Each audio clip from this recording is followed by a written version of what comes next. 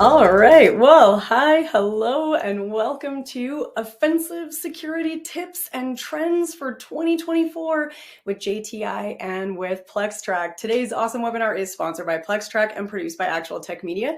My name is Jess Steinbach. I'm with Actual Tech Media, and I am absolutely thrilled to be your moderator for this webinar because I love this idea of setting a more proactive approach to security. We're getting back off our heels, right? And we're getting out on the offensive, and that is so exciting to think about. Now, today we have two top experts here with us to help us set up that strategy because it may not be as easy as we think, right? We're going to stop waiting, we're going to stop reacting, and we're going to start taking those proactive steps towards setting those priorities, improving your pen test reporting times, increasing collaboration across your organization with that eye towards security, and enhancing your visibility and reporting quality. All of these things are very possible for you, and they can help you feel more prepared, more active, and on the move, on the go, ready to head into 2024. So now here we are, Victoria Mosby, Sales Engineer at PlexTrac, and Jon Issacson, Principal Consultant at JTI. Victoria and Jon, thank you so much for being here with us today. I'm so excited for this fun and interactive chat that you guys have planned. I know there's a lot to cover and live Q&A. We got a lot to do. So I'm going to step back. Victoria, I'm going to hand things on over to you. Take it away. Yeah, sounds good. All right. So welcome, everyone. And Jon, looking forward to having this conversation with you. This should be fun. It's been a minute since I've done a webinar, and this is kind of a good one to come back in on. So I'm kind of excited to see what was your 23 like, what you saw, and kind of how we can look forward to 2024. I think that maybe lay the groundwork for everyone and do a little bit of introductions of ourselves. I'll start. My name is Victoria Mosby, an SE here at PlexTrac. I've been with PlexTrac just over a year now, but my background in cybersecurity is rather broad and varied. I've done things like risk management, policy and governance, compliance, strategic planning for the DoD, and I've been in the mobile security space as well for a bit. So a little bit of column A, column B, and column F through Z. So really looking forward to kind of digging into things. Jon, how about yourself? Cool. Yeah, thanks, Victoria. So I'm Jon Issacson. I am a principal consultant with JTI Cybersecurity and a customer of PlexTrac. So thank you guys for having me. Yeah, I've got a somewhat of a varied background as well. I actually kind of am rooted in offensive security. Worked in a couple of U.S. federal government roles toward the beginning of my career.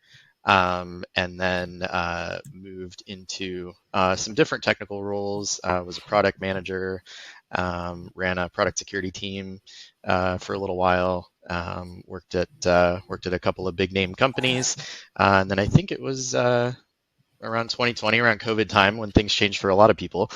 And also we had our first child, so things were just crazy, and kind of reevaluated what I wanted to do, and started a consulting practice that really focuses on using offensive security to help organizations protect themselves. So I've been doing that for several years now. So that's us, and yeah, it's been a while since I've done a fireside chat style webinar. So looking forward to the relaxed nature today. Yeah, same. But yeah, cool. Go ahead. I guess you're doing the slides, right? Yeah, I'm doing the slides. Sweet. I've got that duty. So yeah, actually I was gonna ask, since you kind of started your own thing, are you liking that more than what you were doing before when you were more in prescriptive and under agencies? Do you like doing more of your own work in offensive security? Yeah, so I mean, there's all the added like running a business stuff that's fun and keeps you up late at night if you're not already up late at night. But no, I mean, I love it because working for an agency, the work was somewhat varied, but there was, a lot of siloing, I guess, as you kind of run into in a lot of larger organizations.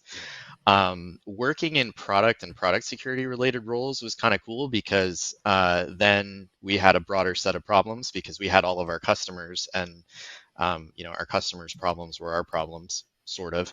But even then, we weren't really as hands-on with our customers as I get to be now, as a consultant doing my own thing. So I definitely love the varied day-to-day work, and being able to, solve all kinds of different problems and really have a hand in actually solving them, rather than just kind of, giving advice as the big guy in the ivory tower at the vendor. Yeah, as So the SME who doesn't actually get to do anything, you can just like say, "Well, you should probably do that. You should probably do this," but you don't actually get the help. Um, yeah, yeah. So I mean, yeah, and our our like especially on the product security side of things, all of our offensive work was pretty much all in a lab against our products, right? So we weren't seeing a lot of variance in threats, and the types of risks that needed to be addressed, and um, the classes of vulnerabilities were all generally the same. So yeah, no, I love it. I absolutely love what I do. Yeah.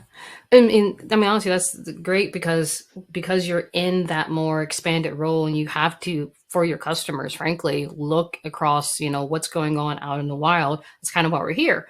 We're looking at, what happened in 2023. What did we see across the different vulnerabilities and the different incidences? And then, taking that and trying to think forward thinking for 2024 and even further, how can we be proactive? How can we set ourselves up for success and protect our clients, our companies, our, IP, all of that fun stuff. So I kind of use that to segue into the agenda a little bit. I tried to be clever. Hopefully it worked. But yeah, so today we're going to focus in on, trends and threats from 2023. PlexTrac did put out a blog kind of looking backwards over some key areas. We'll, touch on how we can be proactive for the future, and, general tips and hopefully tricks from definitely your perspective, being out there in the field of, investing in offensive security and how you can do that well, whether it be with a product like PlexTrac or just in general. We want to make this more educational versus, salesy. So with that in mind, Yeah, figure and we just, I was gonna say, don't worry, because I'll be looking for plenty of tips and tricks from you also, because I'm just one PlexTrack user. So you get yeah, to see how 100 other consultants like me, and internal security teams, and all kinds of different people work with it. So I'm actually interested to get into the collaboration side of things in a little bit. But yeah. um but yeah, so this is from that blog that I was supposed to read, right? The Did you? the Did you do your bullets. homework? I did. Well, Okay. yeah, I think I did. I think it was the right blog. Um, yeah. Yeah. Do you want to do you want to run through these, or should I run through these? How about we tag team? We can tag Let's start team. with the, yeah, yeah. I'll start Yeah. with the first one. Cool. Vulnerabilities and exploits are rapidly evolving because of AI. Yeah, I mean, AI is either your friend or your enemy, or somewhere in this weird nebulous space where it's like both at the same time. Um, it it's definitely one of those things for me anyway, that as much as I'm in cybersecurity and I've been doing cybersecurity in various forms and fashion since 2009, AI is still one of those things that I admit I struggle like, conceptually I get it and I know how it can function, but making it say be my friend personally is where I struggle. And that's not to say that it can't be. It's just my brain has a hard time wrapping itself around it, and that might be my age starting to show.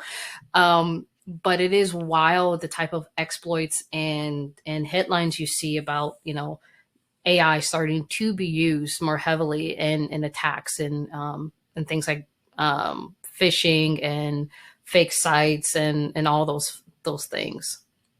Well, I think so. I mean, I think the problems you described are the same problems that a lot of people have. Is we all conceptually understand what AI is and how it works. And now like with ChatGPT, that kind of threw in everyone's face. Like, okay, if you weren't sure what AI could do and what you could use it for, here's one giant, super shiny use Yeah. case that everybody can have fun with. And I think that, was really a catalyst to kind of get people thinking about what they could do with it and what they could use it for. And then, of course, you've got both good guys and bad guys looking at it saying, how can I use a robot to make my life easier? Yeah.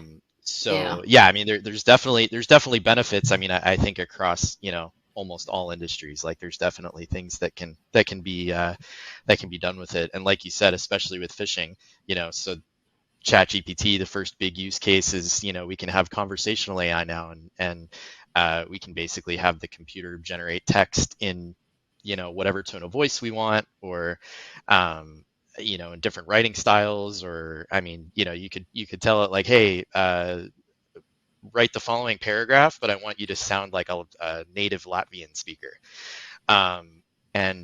So, being able to do things like that, you can obviously see the nexus into phishing and using it to help craft really good Yeah. targeted phishing emails at scale. Um, so Yeah. The, yeah, I think that's kind of the awkward stage that we're in now, is like everybody's trying to figure out how they can best utilize it it's that to their awkward teenage advantage. stage in high school. That's what it Yeah. is Hmm. we know this is a thing we need to deal with, but we're not quite sure how. And the other thing is, like, I mean, I've started using Chat GPT, and it's a lot of fun. And it does have guardrails built into it, but it's not the only one out there now. You have other ones out there that are for any number of use cases. I saw one recently for writing books. So, so Yeah, it no, can. yeah, people are doing all kinds of stuff with it, and and so the guardrails are obviously there for a reason, but like at first, one of the big problems was the user interface had the guardrails, but the API didn't. So bad Mhm, guys figured out that they could start using the API and yeah. and avoid the guardrails, and then they fixed that pretty quick. But like I think one of their biggest problems, like as the AI vendors and or kind of providers, is how do you remove the guardrails to make it useful to good guys but not necessarily useful to bad guys? Because like um, there's a whole bunch of different models that are out there that on the dark web and things that bad guys can use, like worm gpt. But Mhm. then there's also SecGPT now, which basically uses GPT, and it's hosted by OpenAI, and it's made for security practitioners. So there's a lot of guardrails that have been removed, but how do you how Yeah. do you remove those guardrails to help the security practitioners without also helping the bad guy? That's going to be a major challenge for them. It yeah, it goes into just the general concept of a white hat, gray hat, and a black hat. It pretty much is starting to mirror that. You have, the AI that the dark web has, and they're developing and they're building. You've got the white hat, which is what's being built, say, for um, security professionals, and even like actual like bug crowd, and not sorry, not bug crowd directly, but like bug hunters and stuff like that. Um, and then you've got, just general Joe Schmo in the middle who's just curious about it and maybe playing with it. So it is going to be very interesting. I think honestly, in this year and the next, I'd say 2-3 years, if not sooner, how vast AI really starts to become incorporated into basically everything.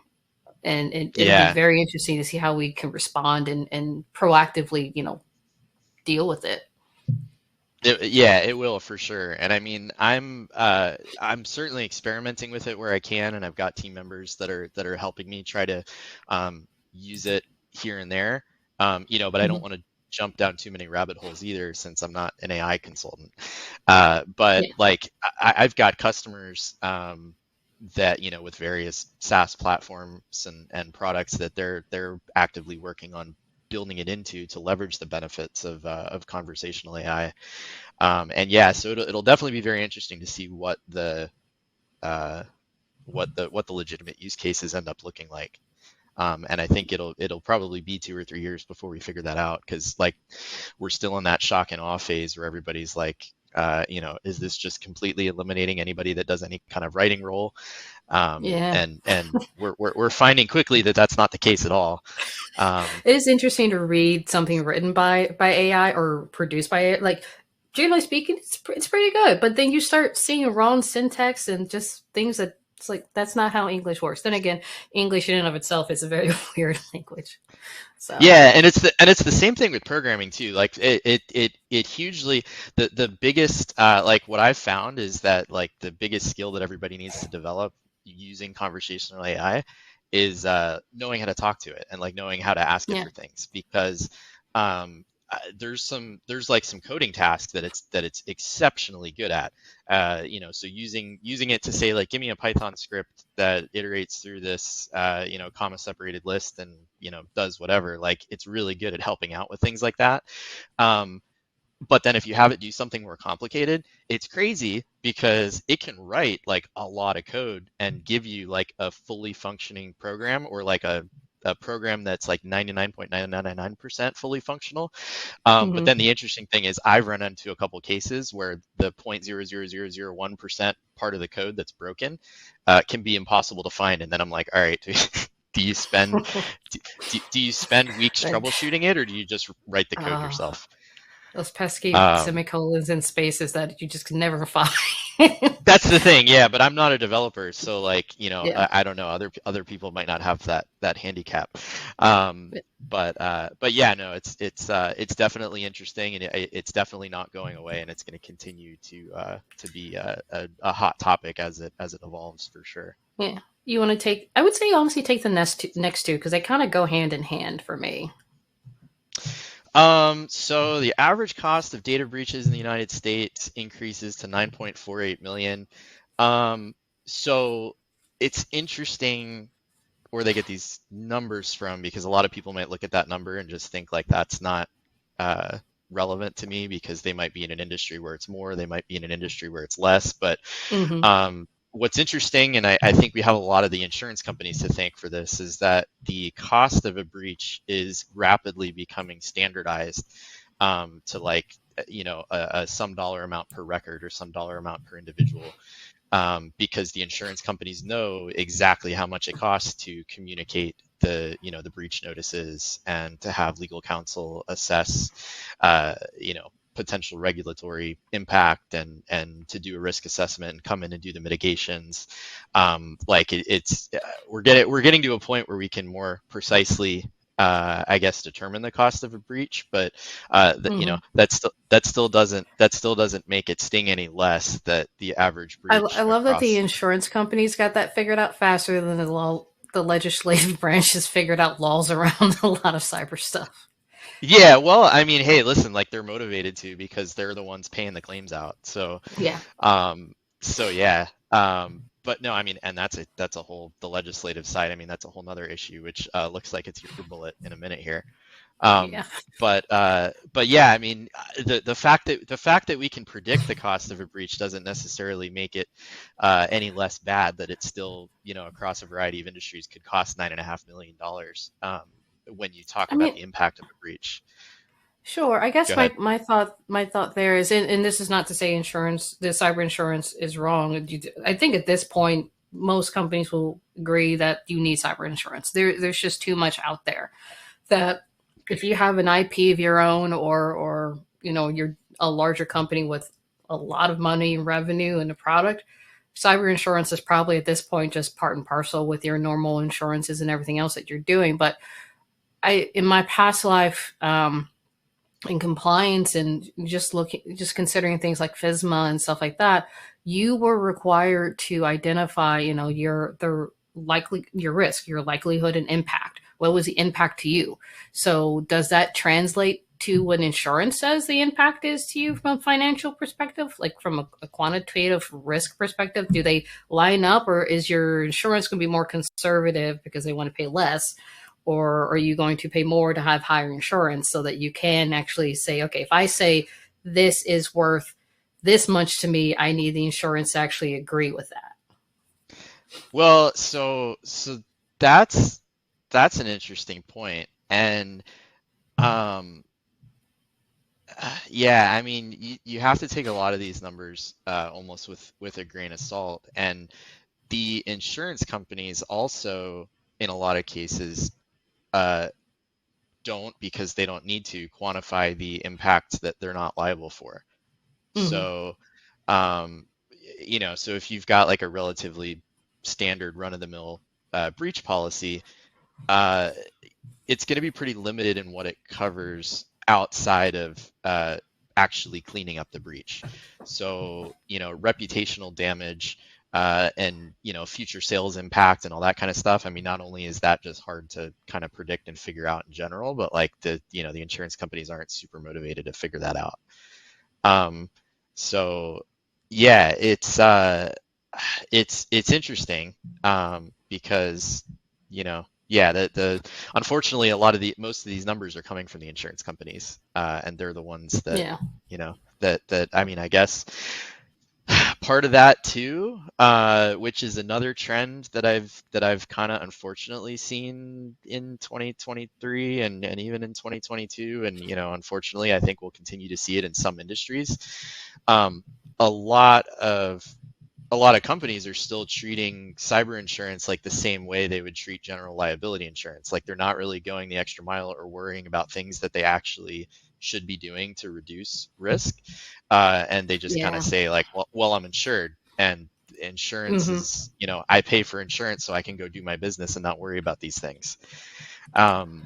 So I think a lot of companies are still kind of looking at it that way too, which is Which is which mind is boggling. unfortunate. Yeah, it's kind of mind boggling, honestly. Just and I think it's in the mentality. Well, it hasn't happened to me, so therefore I'm not a target. I'm too small to be a target, or I'm not that interesting to be a target in a lot of ways. And I think we'll get into this a bit more in the next slide when we look like forward thinking. But it is still kind of crazy that even we're in 2024. There's been like SolarWinds and MGM and all these other big name, very big incidences, and people are like, it'll never be me. Insurance is And fine. That's plenty of all I need. small ones, and plenty of small ones too. I mean, it's Yeah. becoming harder and harder for you to talk to small business owners who, uh, I won't say every small business owner that you talk to has been affected, but like we're getting to the point where everybody knows someone that has, Yep. and it hasn't always been that way. But I do know that because of that mentality, and I'm sure it'll shift at some point because cyber insurance is just going to become unaffordable at some point. But I know that because of the lack of implementing the controls that the insurance companies want you to have, and quite frankly, the controls that you should have. Um, Mm-hmm. I've been hearing customers complaining about their insurance premiums pretty much doubling every year. Like, I mean, every year when I Yeah. talk to people, they're saying, we were paying, our premium was 40,000, now it's 80,000. And the insurance companies are doing their risk assessment, and they're saying, this is the impact and likelihood, and that's what it's worth to us. And at some point, people are going to say, all right, well, I can't afford 80,000, so what do I have to actually do to get you to bring the premium down? Yeah. But I don't think we've gotten there yet. No, I agree with you. It's going to continue getting out of hand until it either plateaus or it just becomes so unaffordable no one can afford it anymore, so they have to bring their prices down. But I think, yeah, we could probably spend even longer just around this by itself. For sure, for Um, sure. Yeah, we'll go to ransomware. Ransomware attacks hit a record high, and I've already seen a bunch of questions about ransomware. yep. But yeah, I mean, I don't know who didn't see that coming. Um, it's been hitting record highs year over year. The cork popped. At this point, we're just watching the sparklers just keep going. It's not going to stop at this point. It's not. Yeah, I think I will say this. The number of ransomware attacks, and possibly even the number of successful ransomware attacks, will probably continue hitting and this is just my prediction. I'm not Mm-hmm. the smartest guy in the world, or probably even in the room. So, but like my opinion is that ransomware attacks are going to continue hitting record highs for some time, and that's largely because the people that are doing ransomware attacks have done the same thing that like most SaaS vendors do, and they've figured out ways to automate their trade, and then they go sell it to other Yes. people that want to do the same thing. So I there's a mean, whole marketplace for platforms now where you can go buy initial access, or you can go buy lists mhm. of places with initial Ransomware as access. a service. Yeah, so the fact that that exists and that that industry is continually growing, it makes it easier for people that couldn't do this stuff to be able to do it. So it's happening on a much larger scale, but at the same time, um, as we get better at protecting ourselves, I think the impact from ransomware attacks will hopefully start to shrink. And I mean, Yeah. I'm noticing that in fortunately, I'm really starting to notice that like in 2023, especially with smaller customers that don't necessarily have an IT department and they've got managed security providers that are doing their IT. I've noticed that now that the managed service providers are starting to take things a little bit more seriously, the blast radius and the impact from a successful ransomware attack may actually be shrinking in a lot of cases. And I think a big part of it is because that in a lot of cases, especially the large, like the hospitals and the things like that, it it was because they didn't have, or it's not so much they didn't have controls, because hospitals in particular do have a decent number of security controls already in place, but it's more so that they have a lot of bad practices in place, and all it takes is that one bad practice, and that was the end. So it is definitely about being proactive and being better at enhancing and really looking at your risk posture and your security controls and what you're doing. Not allowing for waivers and just risk acceptances anymore, and actually fixing the issues that are there or putting controls in around them. So I think that's one of the bigger pieces there in terms of why ransomware has been so prevalent. It's because people are now realizing, oh, my security is not as good as I thought it was. I just assumed I could put this in place, or I have insurance and that's all I need, and we're good to go. And ransomware's like, Yeah, and keep that up, insurance please. plus waivers equals smiley face, and then they just keep going. Yeah. Don't even get me started on waivers. Yeah. Um, Risk acceptances were like pretty much my life when I was see, working for a couple of agencies in the and past. and and the thing is, forcing people to do, which this kind of gets into the next bullet, but Mm, forcing people to do like legitimate risk assessments where they have to either accept, reject, mitigate. They have to take some action against yeah. risks that are identified. It has to be Uh, for, acknowledged in some way. for Forcing people to do that in writing is a great thing, because in the past, if you had a conversation around cyber risk with somebody, with a like a small business owner, for example, they they'd be happy to verbally accept any risk that you could throw at them, especially if they have insurance. Hmm. But then when you like actually put a risk register in front of them and say, okay, so we're going to accept all this stuff, they, nobody wants to do that. Now, Yeah.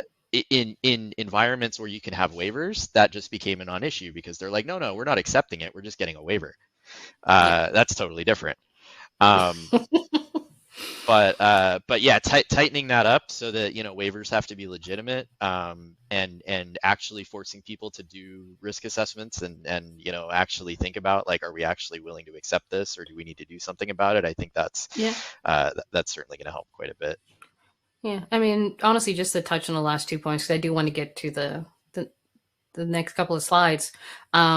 The White House revealed, another new plan for addressing cybersecurity. I think there's been at least one every year for the last several years, and that's a good thing. That's not me saying that it's a bad thing.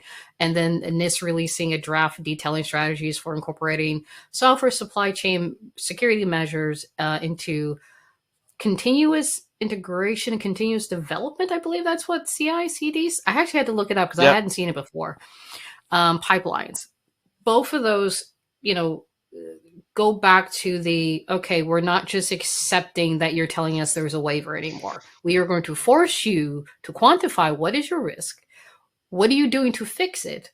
Or if you are going to waive it for some reason or accept it, what are the mitigating pieces you put in place around it to protect whatever that is, or something? You can't just do nothing anymore. You can't just say, we're going to stick it in the corner and bury it under other things. No one will ever see it again because someone is Yep. looking for it and they will find it. And then that's their shoe in and you're screwed. So I do appreciate very heavily that we have, guidance or at least some thought leadership at the federal level, and that does tend to trickle down into private sector, especially in key areas like finances, healthcare, and things like that. But it's ever evolving. It will never be fully perfect, but it at least forces the issue of a proper discussion, I feel. Yeah, for sure. And the new plan for addressing cybersecurity, I I'm totally on board and I like it. And without getting into politics or complimenting left or right or whatever, fortunately we've been fortunate that both uh, Democratic and Republican administrations have not completely ignored cybersecurity. So I think Mm-hmm. as long as I can remember, there have been forward-looking steps that have been taken. There have been programs funded. We've got new agencies. So they've been moving in the right direction. But this new plan, I like this new plan because it puts drop dead dates. Well, government drop dead dates. So Yeah, there's still, you know, a you little know how grain of that salt works. in there.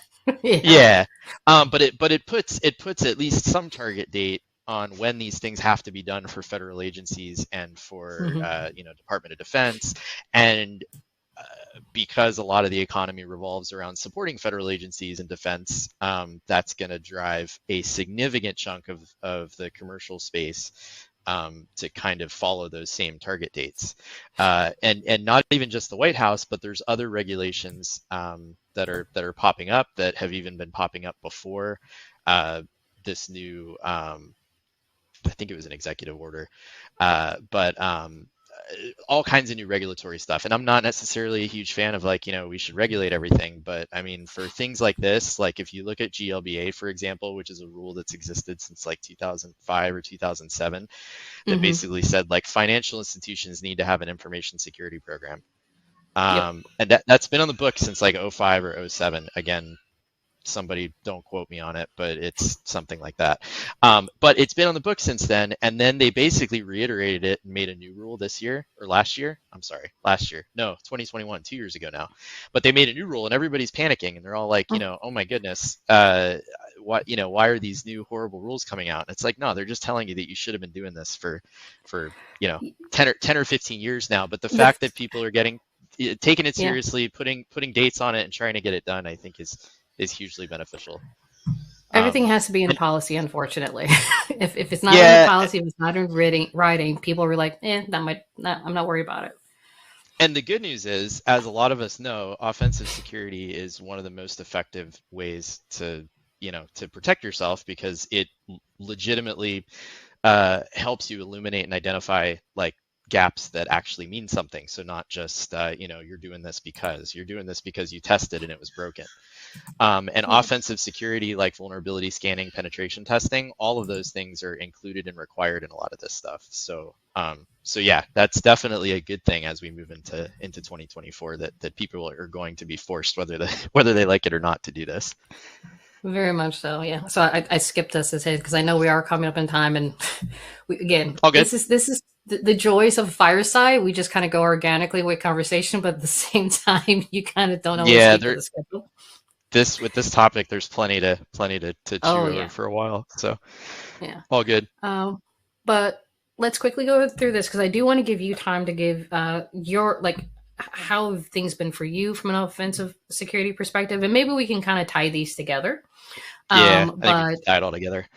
yeah, but what I will say quickly, and then I'll turn it over to you for it, is as far as forward looking for 2024, the main area things is, as listed here, like know your attack surface. So that means getting in there and understanding, where is my data being stored, what type of data do I have, who has access, how much of this is, uh, available via different avenues, like how easy is it to get to this data, can it be accessed via the internet, can it is only internal, etc. Know your attack surface and look at the controls that you have in place to protect it. If you're a smaller business, for instance, you're not going to have a huge IT team or security team, but you're going to be utilizing obviously programs, like maybe say Workspace or other email, Microsoft, or things like that. Look at what their security recommendations are for your configurations and things like that, and just be mindful of who you give access to and how you give access.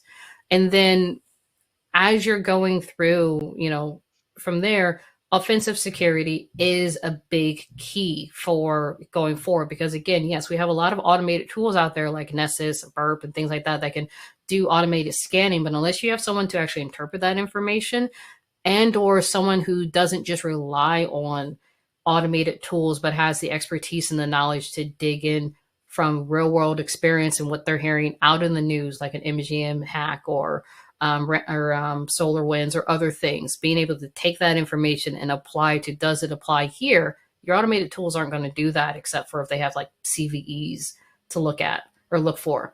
But your offensive security teams of people like JTI, they can actually get in there and look for these things and say, here's your actual holistic and true risk posture. Well, and just to reiterate your first point, because that's like the number one security control for literally every security framework ever, whether it's CIS controls or NIST CSF or ISO 27001, SOC 2, like literally all of them. The first step, which everybody looks at as an annoying admin function, is have a hardware inventory, have a software inventory, have a data inventory. And so when we start talking about those automated tools, like Nessus and things like that, like you can't even really use those things effectively if you don't know what to scan. Yeah. So if you don't know the extent of your attack surface, scanning part of it might help you, fix something on that part of it, but you can't protect what you don't know you have. So I just wanted to reiterate that part of it, because I can't even say how important it is. It's just one of those things that and that's not people even just a won't accept it. compliance. Yeah, it's like, so number 4, focus on security, not compliance. That's not even a compliance thing at that point. That's just understanding what do you have, and then look at the security around it. Compliance is just check the box of an assessment. That's a form that goes over there. Yes, you have to do it, but that's not the issue here. But compliance is built on you actually doing your proper due diligence and protecting your stuff.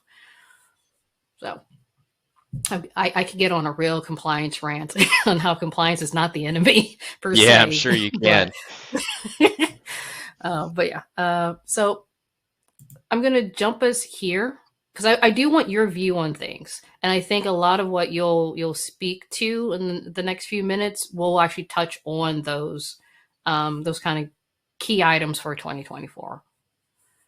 Okay, yeah. So I mean, I think we've certainly already talked about a lot of the things that I like to rant about, but um, the when we were talking about what some of the most important takeaways should be regarding offensive security, outside of these bullets, like the first takeaway is it's a good thing. It's a thing that everybody should do regardless of your size, because it's super effective and it helps you prioritize.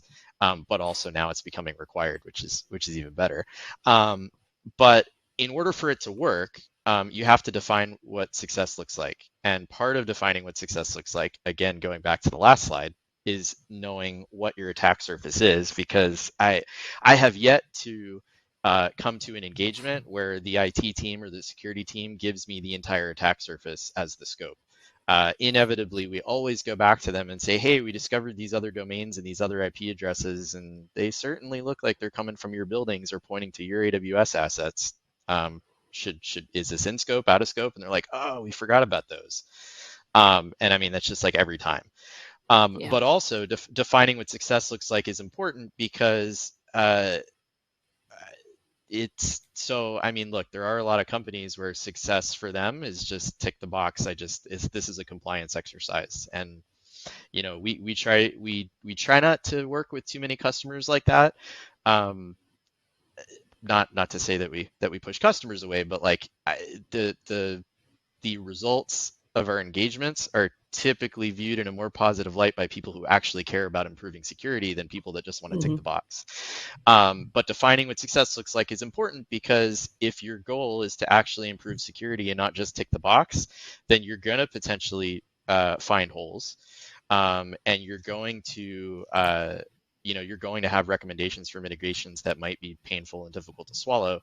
But knowing knowing what those things are going to do for security, and knowing your customers' priorities and how those things impact their business. Because like if you give them something from a penetration test or a vulnerability scan, that you said, oh, we found all these critical, super exploitable vulnerabilities in XYZ environment, like if that environment just there's no it's a lab environment or whatever, that that's not really successful for anybody, and those findings don't even necessarily help them that much. So just making sure that you're aligned with the goals of your stakeholders, whether they're internal, if you're an internal security team, or whether you're a consultant coming in and doing it. Just make sure that everybody's aligned on, like, listen, we're a company that makes brackets. This is what we do. These are the systems that we use to make the brackets. And if these systems go down, we can't make brackets anymore. So we just need to know that those systems can't be manipulated. Great, awesome. So that's important. I'm going to come back to collaboration because I'm going to throw that in your lap, Victoria. So get ready. But control the chaos. The reason I wanted to bring that up is because, especially with larger organizations where we're simulating more sophisticated attacks, and even like nation state level type of attack simulations, there's a lot of chaos going on, because not only are we potentially impacting systems, and causing IT people to run around with their hair on fire, but if social engineering and the employees are in scope, then we might also be making employees potentially uncomfortable, or at least they know something's going on, which then causes people to breathe down IT's neck, and it's sort of just a circle of chaos, and everybody's sending emails and messages, and it can be a very chaotic experience. That being said, as a penetration tester, whether you're internal or external, you need to have just as good a documentation during chaos as you would, if you were just sitting and doing your exercises for the OSCP exam. And tooling is critical to making that happen, at least from what I've found. And certainly a little plug for PlexTrac here, but a tool like PlexTrac is great for this, because instead of writing rough notes in Notepad while the chaos is happening, and then coming back to them 2 weeks later and trying to fill in the meat, put the meat on the bone and turn them into a report, rather than doing that, like in PlexTrac, you can, number one, you can have PlexTrac configured to sort of structure everything, but also you can just copy and paste everything in there, whether it's code, whether it's pictures, videos of proof of concepts, all kinds of stuff, so you can like document during the chaos. But one thing I wanted to talk to you about, Victoria, before we spend a few minutes on Q&A, is collaboration, because PlexTrac especially offers amazing capabilities to be able to collaborate with your internal, external stakeholders during an engagement. And these things are crucial to reaching success, especially when you're testing the response of your SOC or testing the response of your security vendors. You got to be able to collaborate to let the testers know what's working and what's not working. But I'm curious what your experience has been across your customer base with, like, how are people using the collaboration features in PlexTrac, and do you think there's still room to grow for a lot of customers on the collaboration side of things? Because I think I want to see more of it, but I'm not sure if that's just me and I'm just hungry for it, or kind of what it looks like for some of the other customers that you deal with. Sure. So I'll go quickly because I know we definitely want to get to Q&A, and I did see a lot of questions come in. Yep. Collaboration within PlexTrac is, happens in multiple areas. So you've got the collaboration amongst your team. So you can collaborate on building the report itself, track your changes, comments, go back and forth on notes. You can even, save narrative blocks for future reports that you've created in one report, and you can plug and play it into another report so you don't have to spend as much time on it. The other piece of that is being able to collaborate, as you said, from between yourself and your stakeholders or the people enjoying, or not enjoying, but well, I don't know, they might enjoy, but ingesting the findings at the end of the day via track changes and not sorry, track changes so much, but finding statuses and substatus. You can create your own custom kind of substatus flow for your findings within PlexTrac so that you and your stakeholders can, or ingestors can say, okay, hey, I've reviewed this finding. I think it is ready for retest. Or I've reviewed this finding. I think it's a false positive. Can you validate on your side? You can have a back and forth conversation there. So there's a lot of ways to collaborate within the platform. We also have integrations with ticketing services like Jira and ServiceNow, so you can issue these findings within a environment, say on an enterprise side, and create a ticket within Jira and ServiceNow so that it goes to the appropriate teams to then start doing the validation working and all that, and then bring that information or status updates back into PlexTrac and change it to say, hey, we're now ready for you to retest this because we've made our fixes, or we need to revalidate it. And I forgot about the integrations, but those integrations are amazing because, a lot of times when I initially start engagement, I might give the customer access to PlexTrac, but as we start giving them things to look at and see if they're ready for retest or mitigation status, a lot of times on the customer side, especially in the IT departments, like if it's not in Jira or if it's not in ServiceNow, like it didn't happen. They won't touch it. Yeah, it doesn't exactly. exist. Yeah. So yeah, I'm glad you brought that up. Hey guys, right, I'm popping in. I know. I was going to say, I think we're ready for you. This is the music, right, at the end of the award ceremony, but I wish I didn't have to play because holy cow, this conversation has been so interesting. I forgot I was supposed to be moderating. We're just sitting here kind of like sitting and absorbing. It's been so fun.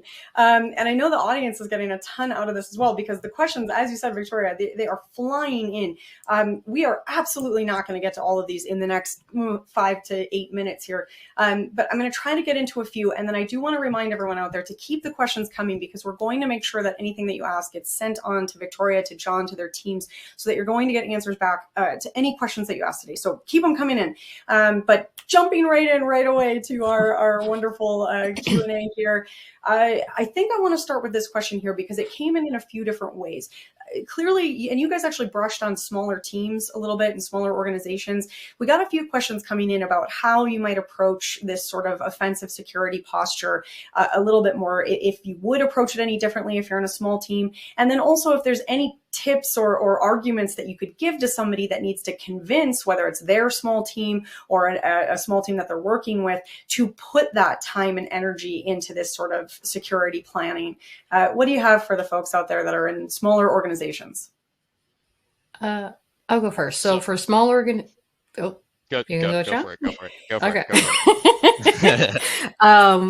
So for smaller organizations, rather be a small shop, mid-size, or what have you, in terms of having to convince the powers that be that you need something, show them MGMs, show them the latest hack, show them just like, okay, now imagine if this is us. They have all of these resources to come back from this. They're not going to shut down necessarily because of this. They're going to have angry folks, sure, because they've lost data, but how are we going to respond to that? How are we going to survive a hit like this?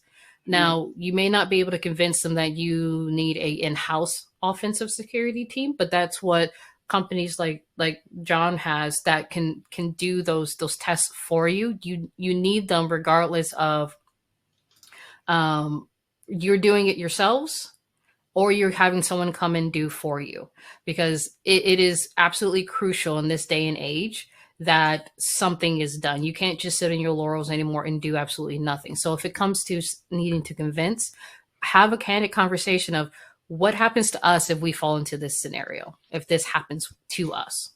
How do we respond? How do we recover?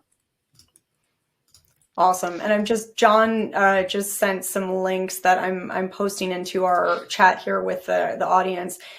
So if you aren't watching the feed right now, folks out there, head to the chat feed, and there's 2 links in there from John that might be helpful follow-ups. John, is there anything else you want to add?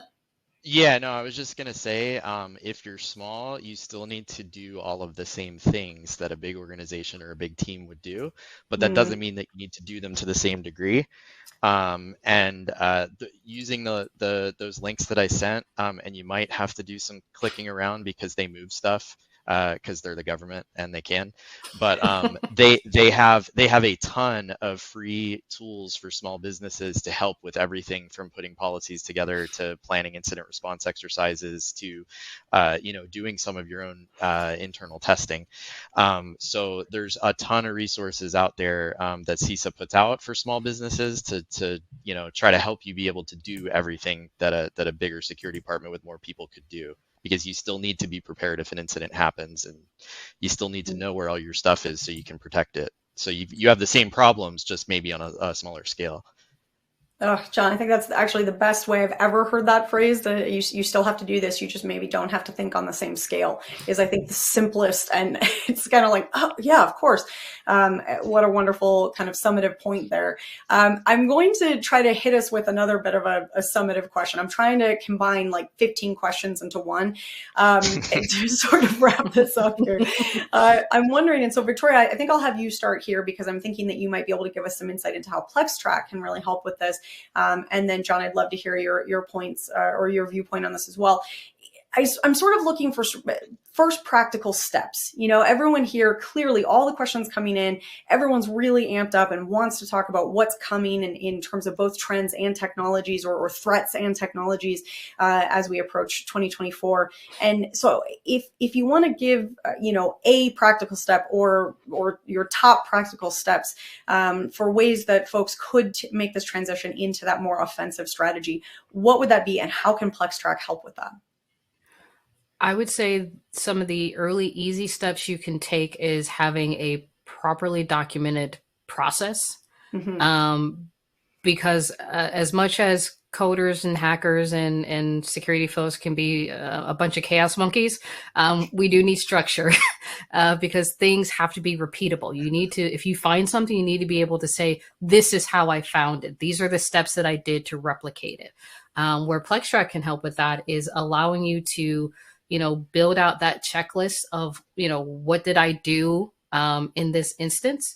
It can also help you with, putting structure around that reporting process as a whole. Like, so you have your test, you get your results in. So now it's time to actually report it and actually bring it to your management or to the customer to say, hey, this is what we found. So PlexTrac can help with a lot of that, the reporting structure, making it easier for you to do reporting faster, bring all of your data into a single aggregated space, analytics around that data so that you can show that off to management, because we all know management loves their pretty graphs and pictures. And then again, I think one of the best practical first steps is that process, determining what your process is for working through your different exercises and engagements, and having that documented and you stick to it. So, awesome. Yeah, John? I agree. No, I agree. So I know this sounds like overly pragmatic or maybe even silly, but like honestly, the reason that a lot of the compliance frameworks have written policies and procedures at the beginning is because having just even if it's a simple like 3 sentences or 2 sentences for each area, having a statement that the stakeholders agree upon on what you're going to do and how you're going to do it is super important, because people aren't going to stand behind a policy that somebody else wrote using a template that they don't agree with. And don't make the same mistake that I've made lots of times, and don't get a tool and then try to build your business around how the tool works. Have the processes that work for you and that work for your business for finding the gaps and finding the holes and making sure that you're able to plug them, and then find tools like PlexTrac to help you become more efficient at carrying out your processes. Doing it the other way doesn't always end well. It makes you relying on the tool, and if that tool goes away or they change it drastically, then Yeah. don't No, I build think around tools. that's great practical advice, as this entire conversation has been absolutely fascinating, and so many wonderful takeaways. Again, I wish we could keep going with this. I think we're going to have you guys back on for, each one of your slides. We could do an entire webinar on, so we'll have to bring you back again. Before we go though, Victoria, I'm wondering, we've got some information up on the screen here, some sort of next steps and resources for somebody that does really want to learn a little bit more about PlexTrac and potentially get started. I saw some requests come in for demos. We have that linked in the handouts tab as well. What would you recommend as a follow-up to this conversation here? Yeah, no, most definitely. Please head over to plextrac.com/demo. You can request a demo there. You can also take a look. We have a step through environment that you can kind of play around with, walk through the platform a little bit to get a feel for how it functions, what it looks like. John, this wasn't here. It's a little newer, so I'm sure you would have had fun with it. You can still go back and play with it if you want. Also, the YouTube channel has a lot of good demo videos and short snippets of what you can do with the platform and get out of it. But please reach out to us at any time. I believe it is sales@plextrac.com if you really want to get in touch with someone, and shoot us an email. And John, if anyone wants to find you. If anybody wants to find me, we've got all the social media stuff, but JTICybersecurity.com is the best place to start, because it's got information about what we do and also a contact page. So awesome. All right. Well, lots of great ways to connect with you folks. And I hope that, for me personally, I'm hoping that we get to have you back on again soon, because I would love to keep this conversation rolling. But I want to thank both of you for coming and leading us through this very interactive conversation, and for sticking around to answer some questions. We are going to make sure you get the full list, because I know we're missing a lot of these today. But thank you for such a wonderful and very interesting conversation today.